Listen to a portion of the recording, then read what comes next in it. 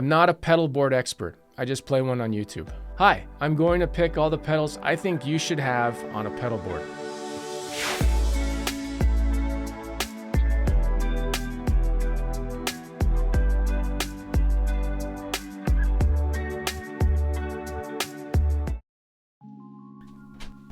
Hey, if you like guitars and guitar pedals on pedal boards, then this is the video you are watching right now. Hi, hope you're doing well. If I was going to build a pedal board, well, I already did it, so let's start over. Hi, I'm going to pick all the pedals I think you should have on a pedal board. And when I say you, I mean me. I'm just speaking in generalities. Are you ready? Okay.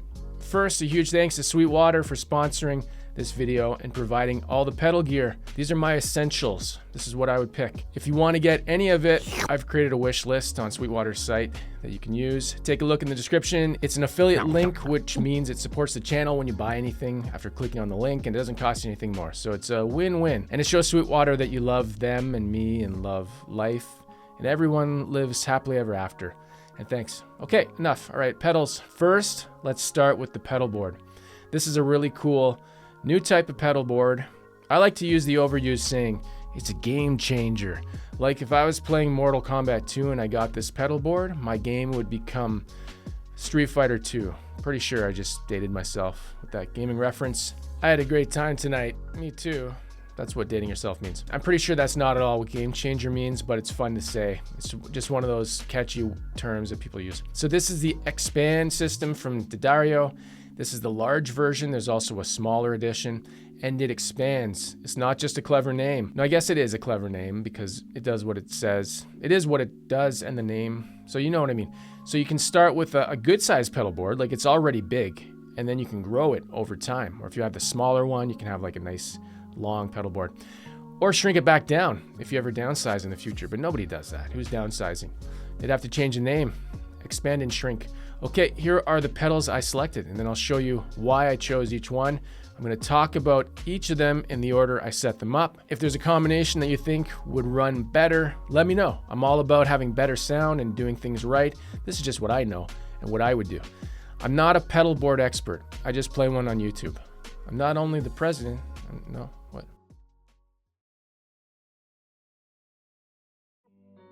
Okay, welcome everybody to the part of the video where I put the pedal board together. Don't know why I'm talking like that. I'm just excited.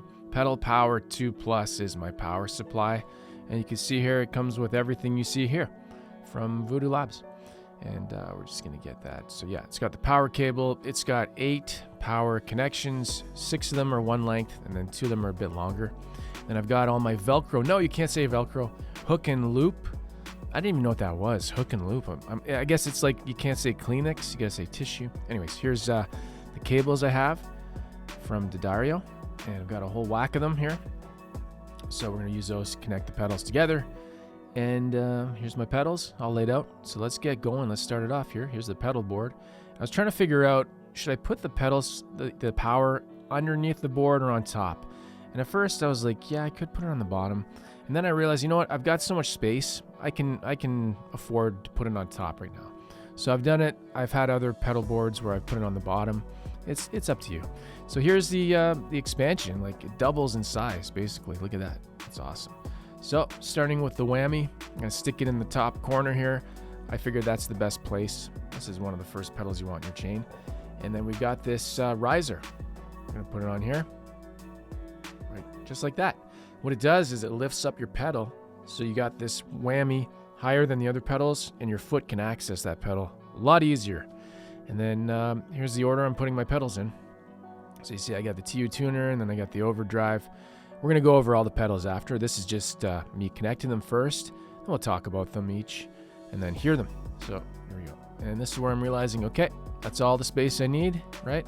And then we're gonna put the power supply back that way, and then we're gonna I can't say that word. Velcro. Yeah, I'm using, you know what, Velcro. We're gonna Velcro them because it's what it is. It's what I grew up with.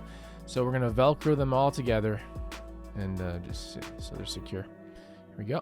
Got the whammy done. Nope, I lied. I got the bass part and then putting the other part on the top like that and things. You know, I'm just watching this for the first time ever. It's like real-time commentary recorded for you. for your enjoyment. Okay, then we got the fuzz, then we got the phaser. Set your phaser to phaser. Okay, octave, no, chorus, and then the Fender hammer tone. Look at that. Just gotta push it down and let it, let the hooks and the loops connect. Okay, looper pedal. The hook and loop on the looper makes it stick. And this is really cool. This is part of the expand board. It's these little runners that kind of click in between the posts, and then you can run your cables through, keep it all clean. So this cable and that cable I actually had to use. They were my own. They're a longer cable. The other cables were too short, so I put that in my wish list, just so you know. It was the only 2 cables I had to actually figure out, because the length, I needed longer cables for that, for the whammy. So here's the power connections I was talking about, right? I'm grabbing the first 2 that are the longest, and we're just gonna run through this because that's how you do it. And here's the channel runner, and just trying to keep it nice and clean. And man, yeah, it really works well. You can get a really nice clean setup, and I'll show you that in a second. Let's just get all 8 connections here. And if you're asking, hey, what if I want to add another pedal? Then you don't have enough, power connections. You can get another power supply or something, or batteries, or you can figure it out. So everything's connected, testing it out. Lights are working. It's good. There we go. Here's everything set up. I think I did a pretty good job. This took quite a while, and let's see what it looks like underneath. Got 1 cable I can clean up, but otherwise, success. Now let's talk about it and hear it. Hey Landon, what microphone and amp are you using? Well, it's an E906 from Sennheiser, and I'm miking up a Vox AC15. It's got a Celestion Blue Alnico, and there's the settings top boost channel. That's what you get. First one, tuner pedal. Clip-on tuners are great and convenient, and I have some, but I've always trusted my Boss TU pedal the most. And I've had a TU2 in the past. You can't get those anymore. So this one is the latest model, the TU3.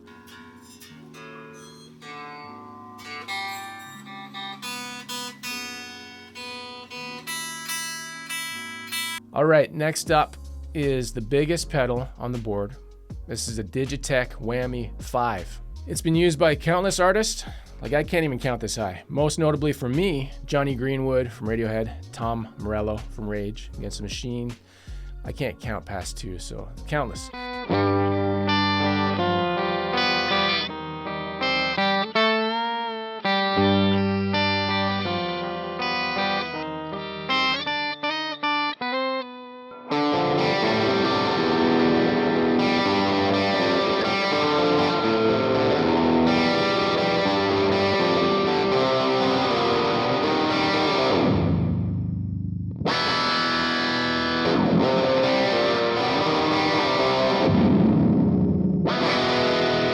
Always wanted to check one out, and if I hadn't chosen this one, I'd probably go for a Crybaby Wah, but I wanted something new because I've done the Crybaby thing before.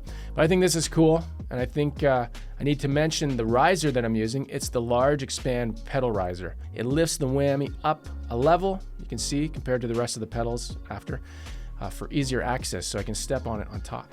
Sometimes I like to name my pedals. This whammy will be called Paul. So we have a Paul riser. Thank you. Again, dated myself. Nobody knows who that is anymore. Oh no, he was in The Boys. Okay, moving into the dirt pedals. I really like overdrive. That's my favorite type of dirt. And I've got a JHS 3 Series overdrive pedal. Pretty standard features, but it's also got a gain toggle to go from compressed to heavier crunch. So it's pretty versatile that way, and that's what I liked about that. Sometimes I find overdrive pedals work well with a single coil pickup, but then it doesn't work with a humbucker guitar, and vice versa. So this one's pretty versatile. You have the option.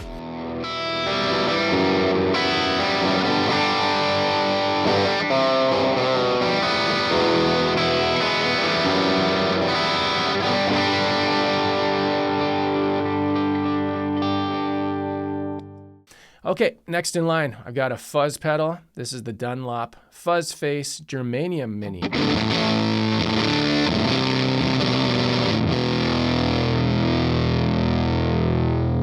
So you can get fuzzy distortion sounds from this one, and it's tiny, I really like these little compact and mini pedals, and this is a cool one.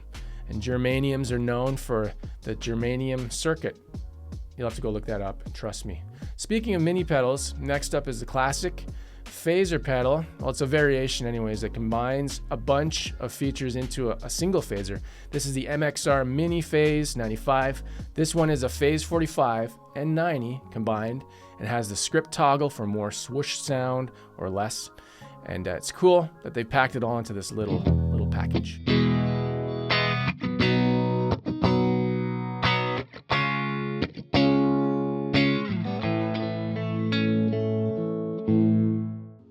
Next up is a chorus pedal. I've always loved my Ibanez Tube Screamer Mini. That thing is solid. Like, it's, you pick it up and you're like, this thing weighs a lot. And I always wanted to check out some other Ibanez pedals. So this is their chorus mini pedal. These pedals, it's a pedal.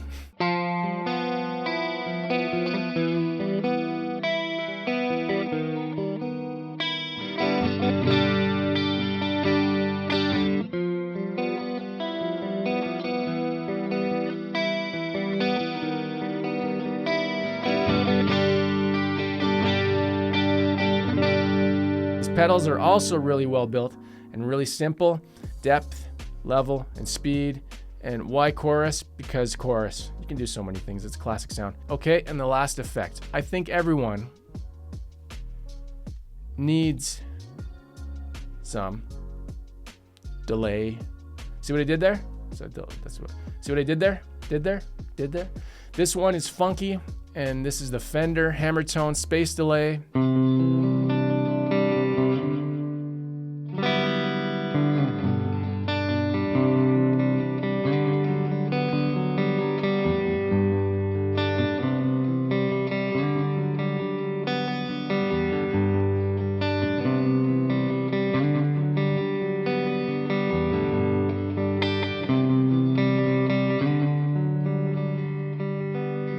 You can really get some cool out of this world sounds with this one because it's got a bunch of different options. Okay, and the final pedal on the chain, a looper pedal.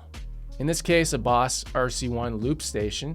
Looping is a skill that I admire, that I see when I see it done really efficiently. It's something that's great for practicing or for songwriting. I think everyone should get a looper pedal. I think I should take my own advice and really practice more with the looper pedal. And this one's really simple as well.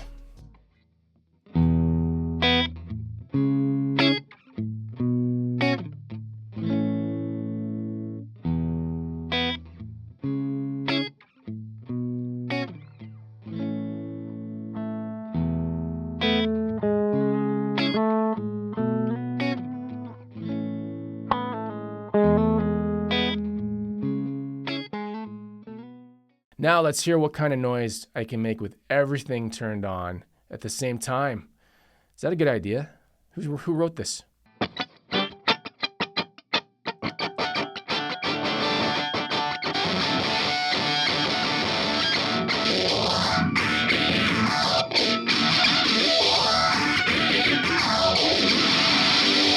Okay, it wasn't meant to be run that way. Stop.